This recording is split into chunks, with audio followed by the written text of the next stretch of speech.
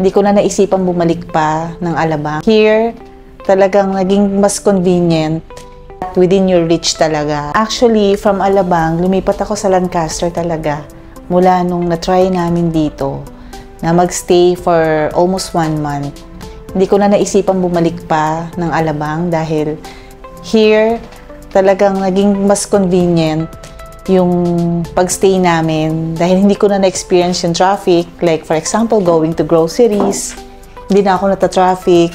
And aside doon, never dito binaha. Though di rin naman binabaha sa dati kong bahay, pero dito kasi napaka-convenient. Lahat within your reach talaga. As in, ang lapit ng malls, nasa loob lang ng subdivision, then nasa loob lang ng subdivision yung church, groceries, schools, especially talaga yung school talaga dahil syempre as a mom, hatid sundo talaga ako sa anak ko. So, napaka-convenient talaga sa amin dito sa Lancaster.